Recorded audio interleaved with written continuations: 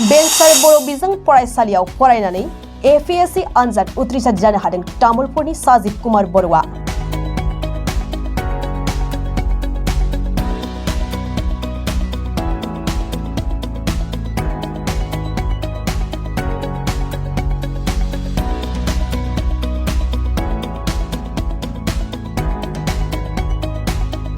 तामुलपुर तेथेलेगुरि गामिनि आजिरा मोननाय गाहाय फोरोंगिरि केशव चन्द्र बर' आरो बिलाइस्रि बर'नि ब्रैथि फिसाज्ला साजिब कुमार बर'आ बर' बिजों फरायनानै एपिएससि आनजादखौ उथ्रिसारनो हायो।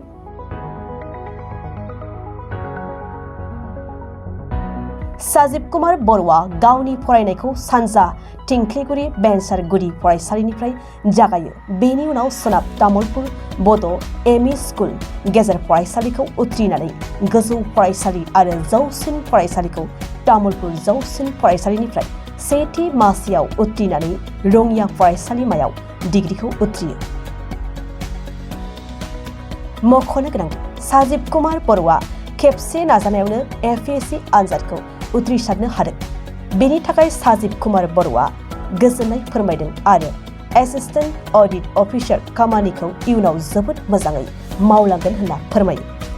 एपिएससि आनजाद उथ्रिसारनो हानाय साजिब कुमार बर'खौ दिनै तामुलपुरनि एमएलए जलेन दैमारि, तामुलपुर दखरा एबसु, तामुलपुर जिल्ला आसु गुदि फरायसालि फोरोंगिरि गेजेर फरायसालिनि फोरोंगिरि बिथांमोनहा बिथांनि न'आव थांना बरायो।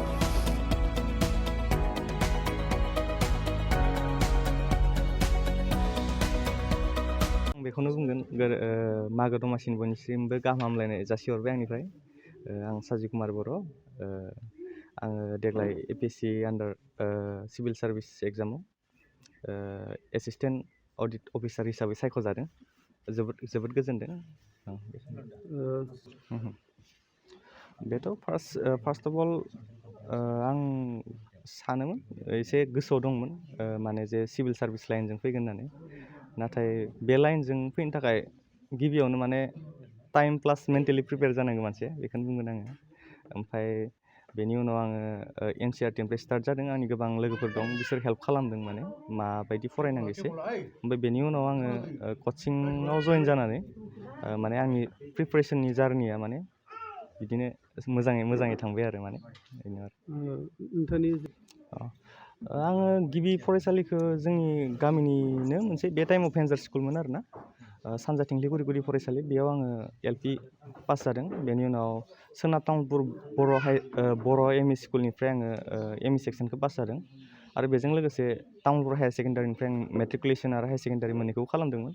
बेनि उनाव आङो रङिया कलेजाव फरायदोंमोन। बेनि उनाव रङिया कलेजाव बिएससि खालामखांनायनि उनाव, ग्रेजुवेसन खालामखांनायनि उनाव आङो बिएड खालामदों। बिएड खालामखांनायनि उनाव जोबनाय लोगो लोगोनो आङो माने कचिं जइन खालामदोंमोन गुवाहाटियाव। बेनि उनाव बोसोरसे कचिं खालामखांनायनि उनाव 2023नि मार्चआव प्रिलिम होबाय, जुलाइ मान्थआव मेन्स होबाय। बेनि उनाव डिसेम्बर 29आव आं इन्टारभिउ होदोंमोन। ओमफ्राय दा एसिस्टेन्ट अडिट अफिसारनि मोनसे पस्ट मोननो हादों आरो जोबोर गोजोनदों, बेनो आरो। नंगौ, बे टिचिं लाइना बिराद मोनसे नबल जब, बिराद मोनसे बेलेन्स जब आरो ना। ओमफ्राय जोंहानि न'खराबो इडुकेसन बेकग्राउन्डनिनो, बाबाया जोंना माबामोन एलपि स्कुलनि हेड टिचारमोन। बेखायनो आंबो माने टिचिं लाइनावनो थांदोंमोन। बेवहाय जोबोर मोजां, जिहेथु मोनसे अपरचुनिटि। बेजों लोगोसे जोंनि बर' मिडियामाव माने कुवालिटि टिचारनि गोबां माने आंखाल जानानै दं आरो बे माने टेटनि जोहै जायो। ओमफ्राय अब्लाबो आङो टेट पास खालामनानै दङ, खेबथाम टेट पास जाबाय आङो, बेखौ बुंनांगोन। बेनि उनाव आङो सिभिल सार्भिसनि प्रिपारेसनखौ बे टेट टाइमनिफ्रायनो आं स्टार्ट खालामदों, माने एनसिइआरटि नायनायखौ। बेनि उनाव आं कचिं जइन जादोंमोन। खस्थ'आथ' सोबनाबो दंखायो, गावबा गाव जार्नि स्ट'रि थाखायो आरो आपस एन्ड डाउन लाइफआव फैखायो। अब्लाबो बे लाइनाव फैयोबा बेनो कनसिसटेन्सिखौ नांथारगोन। नों जेब्ला जिहेथु मोनसे वान अफ दि टाफेस्ट एग्जाम एपिएससियाव जेला फैदों, मेन्टेलि प्रिपेयार जाना फैखानांगौ, बेखौनो बुंगोन। कनसिसटेन्सि थायोबा, ओमफ्राय नोंनि जुदि इनार विलआ जुदि स्ट्रं जायोबाथाय एमखौ माने थाब मोनो आरोना, बेनो। आं बेखौनो बुंगोन, जोंनि स्टुडेन्टफोरा बे लाइनाव फैनो गोसोबा माने हाई सेकेन्डारि लेभेलनिफ्रायनो एनसिइआरटिफोरखौ क्लियार खालामना फैबा मोजां जायो आरो ना ओमफ्राय डिग्रि लेभेलनिफ्राय एसे प्रिपारेसनखौ जुदि लाबोफायोबा आं सानो थाबनो साक्सेस जानो हागोन आरो बेवहाय नों फाउन्डेसना कनसेप्टआ माने बिराद क्लियार जानांगौ आरो ना बेनो मेन बाथ्राया बेनो आरो नोंथाङा बर' बिजोंजों जोंनि बर' बिजोंनिफ्राय नैबे लाइनजों फैनाया बहुत खम जायो उसुबिदाथ' बिदि मोनाखै नोङो बे लाइनाव जुदि फैनो गोसोबा नों गावनि एरियाखौबो नायहरनांगोन जे नोंनि कम्पिटिसना सोरजों जागोन बेनिखायनो माने जुदि नों एसे मोजाङै इंलिसाव नोंनि जुदि मोजां कामान थायोबा इंलिसाव आरो जिएस जिकेफोराव आरो मेथ्सआव मोजां कामान थायोबा हायो जेबो नङा आरो जिहेथु नोंथाङा सासे बेनो रायजोफोरजों मोजाङै ट्रेन्सपेरेन्सि एकाउन्टेबिलिटि मेनटेन खालामनानै रायजोफोरखौ माने मोजाङै सार्भिस जाहाथे होनो हायो आंनि गोसोनिफ्राय बेखौ लुबैयो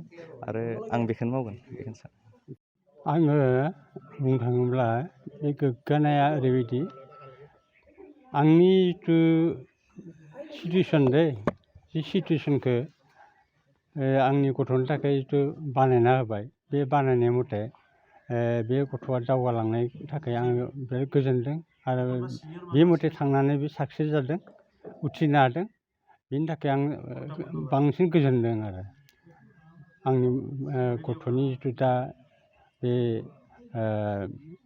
APSCनि उथ्रिनाय जिथु समाव आंनि गोसोआव बेखौनो बिराद रंजानायखौ होदों आरो रायजोखौ आं आसा खालामो बेबायदि फैयोब्ला रायजोफोरा बिनिफ्राय जुदि उत्सा मोनोबा गावनि थाखाय इयुनाव जोबोद मोजां जागोन बेखौनो आं सान्दों आङो बेखौ लुबैयो जोङो जिहेथु आं सासे फोरोंगिरिमोन जोंनि जिथु केरेक्टार आखल जों निट एन्ड क्लिन आरो आंनि गथ'आबो निट एन्ड क्लिनै समाजनि मोजांनि थाखाय खामानि मावगोन आं बेखौ आसा खालामो হয় আজি তামোলপুৰবাসীৰ কাৰণে গৌৰৱৰ দিন বুলি মই ক'ব বিচাৰিছোঁ আৰু এইটো আৰম্ভণিহে আমাৰ তামোলপুৰৰ কাৰণে আৰু তামোলপুৰবাসী বহুত দেখিব লগা আছে এনেকুৱা আজি আমি তামোলপুৰৰ 5জন ছাত্ৰ ছাত্ৰী আজি তামোলপুৰৰ কাৰণে গৌৰৱ কঢ়িয়াই আনিছে যিহেতু অসম লোকসেৱা আয়োগৰ আণ্ডাৰত আজি বিভিন্ন পষ্টত তেওঁলোকে আজি অৱতীৰ্ণ হ'ব পাৰিছে আৰু ইয়াৰে ভিতৰত আজি সাজীৱ বড়ো ডাঙৰীয়াৰ ঘৰত আহিছোঁ বহুত ভিতৰুৱা অঞ্চল বহুত কষ্ট কৰি পঢ়িছে আৰু বড়ো মিডিয়ামৰ পৰা এতিয়া APSC ক্লিয়াৰ কৰিব পৰাটো আমাৰ কাৰণে এটা গ্ৰেট চেলেঞ্জ হয় বহুত মানুহে কয় বড়ো মিডিয়াম পঢ়িলে ডাঙৰ মানুহ হ'ব নোৱাৰে আজি সাজীৱ বড়ো এইটো এটা উদাহৰণ হয় ইয়াত মিডিয়ামটো কোনো এটা চেলেঞ্জ নহয় নিজৰ ওপৰত যেতিয়া কনফিডেন্স থাকিব টাৰ্গেট থাকিব 100% আমি টাৰ্গেটত গৈ পাম আৰু এইটোৱে সাজীৱ বড়ো ডাঙৰীয়া আজি কৰি দেখুৱাইছে তেখেতক মই ধন্যবাদ জনাইছোঁ আৰু তেখেতৰ অভিভাৱকসকলকো ধন্যবাদ জনাইছোঁ আৰু তামোলপুৰৰ পৰা 5জন ছাত্ৰ ছাত্ৰীয়ে যেটো আজি সফলতাৰে তামোলপুৰখন নেতৃত্ব দিছে APSCত এইটো আমাৰ কাৰণে সকলোৰে গৌৰৱৰ দিন ইয়াৰ কাৰণে মই আমাৰ তামোলপুৰৰ পৰাই যেটো বিটিআৰখন নেতৃত্ব দিয়া প্ৰমোদ বড়ো ডাঙৰীয়াক মই ধন্যবাদ জনাইছোঁ কাৰণ এটা কনসেপ্ট আমি বিটিআৰ অঞ্চলত আনিছোঁ যে বিটিআৰ অঞ্চলৰ যেটো যোৱা দিনবোৰত বহুত এটা সমস্যাত ছাত্ৰ ছাত্ৰী ভুগি আছিলে তো এটা মানসিকভাৱে কনফিডেন্স আৰু এটা ভিজন লৈ কাম কৰি আছোঁ গতিকে সুপাৰ 50 আজি লঞ্চ কৰিছোঁ যাৰ জৰিয়তে বহুত ছাত্ৰ ছাত্ৰী এটা সপোন নিজৰ সপোনটো বাস্তৱ ৰূপ দিয়াত এটা প্ৰেৰণা পাইছে আৰু তামোলপুৰ হিচাপে মই ক'ব বিচাৰিছোঁ বিধায়ক হিচাপে ময়ো যেটো সুপাৰ 5 কৰিছোঁ মোৰো এটা সপোন আছে তামোলপুৰবাসীক লৈ তামোলপুৰো আমি অসমৰ বিভিন্ন জিলাৰ লগত চেলেঞ্জ কৰিব পৰা এটা পৰিৱেশ আমি তামোলপুৰ সৃষ্টি কৰিব বিচাৰিছোঁ আৰু প্ৰথম খোজত আমি ACS আমি পাইছোঁ যোৱা দিনবোৰ বহুত বছৰ মূৰত এজন দুজন পাইছোঁ এবাৰ প্ৰথম আমি ক'ব বিচাৰিছোঁ 5জন একেলগে তামোলপুৰবাসীয়ে পাইছে বিভিন্ন পদবীত পাইছে এইটো আমাৰ ভাল উদাহৰণ বুলি ক'ব বিচাৰিছোঁ আৰু আগন্তুক এই 5জন ল'ৰা ছাত্ৰ ছাত্ৰীক দেখি আৰু বহুতে প্ৰেৰণা পাব আৰু বহুত ছাত্ৰ ছাত্ৰীক ইয়াৰ কাৰণে মোৰ অনুৰোধ থাকিল নিজৰ সপোনটো বাস্তৱ কৰাৰ কাৰণে আগুৱাই যাওক যিমান পাৰোঁ সহায় কৰাৰ কাৰণে আমি চেষ্টা কৰিম আৰু কনফিডেন্সলি কষ্ট কৰক নিজৰ সপোনটো গ'লটো সেট কৰক টাৰ্গেট কৰক আৰু আগবাঢ়ি আহক গতিকে তামোলপুৰৰ সকলো ছাত্ৰ ছাত্ৰীক এই 5জন ল'ৰা ছোৱালীৰ যি ছাকচেছ এই ছাকচেছটো অনুসৰণ কৰি নিজৰ জীৱনটো আগুৱাই লৈ যোৱাৰ কাৰণে মই আহ্বান জনাইছোঁ। 100% এইটো আমাৰ অসমৰ জনপ্ৰিয় মুখ্যমন্ত্ৰী ডক্টৰ হিমন্ত বিশ্ব শৰ্মা ডাঙৰীয়াক ক'ব লাগিব। অসমবাসীয়ে হিমন্ত বিশ্ব শৰ্মা ডাঙৰীয়াৰ নিচিনা মুখ্যমন্ত্ৰী পাইছে, এইটো ভাগ্যৱান। গতিকে আজি বহুত ল'ৰা ছোৱালী যি মেৰিট থকা ল'ৰা ছোৱালী আজি APSC ক্লিয়াৰ কৰিছে। নট অনলি APSC, ডিফাৰেণ্ট যি ছাৰ্ভিচ, ইয়াত 1 টকাকৈ পইচা নিদিয়াকৈ আমি আজি চাকৰি দি আছোঁ। যোৱা 1 লাখ মানুহক চাকৰি দিলোঁ। কোনো এটা ল'ৰাই কোনো এজন যি চাকৰি পাইছে ইয়াতে তামোল খাৱাৰ কাৰণে 50 পইচা দিছে বুলি কোনেও ক'ব নোৱাৰে। আৰু এইটো কেৱল ডক্টৰ হিমন্ত বিশ্ব শৰ্মা ডাঙৰীয়াৰ কাৰণে অসমত সম্ভৱ হৈছে। আৰু ইয়াৰ কাৰণে আজি চাজি বড়ো ডাঙৰীয়াৰ নিচিনা বহুত কষ্ট কৰি অহা বা এনেকুৱা বহুত ল'ৰা ছোৱালী আজি বিভিন্ন APSCৰ লগতে বিভিন্ন চাকৰিত যোগদান কৰিব পাৰিছে, নিজৰ সপোনটো বাস্তৱ কৰিব পাৰিছোঁ। গতিকে BTRতো আমাৰ প্ৰমোদ বড়ো ডাঙৰীয়া অহাৰ পিছত ইয়াত আমাৰ নিকা আৰু স্বচ্ছতাৰে আমি চাকৰি দিছোঁ, বহুতক দিছোঁ আৰু বহুতক দিম, কিন্তু ইয়াৰ কাৰণে মেৰিট বেচিছত দিম। গতিকে মুখ্যমন্ত্ৰী ডাঙৰীয়া তেখেতক ডক্টৰ হিমন্ত বিশ্ব শৰ্মা ডাঙৰীয়াক আমি বহুত বহুত ধন্যবাদ জনাইছোঁ।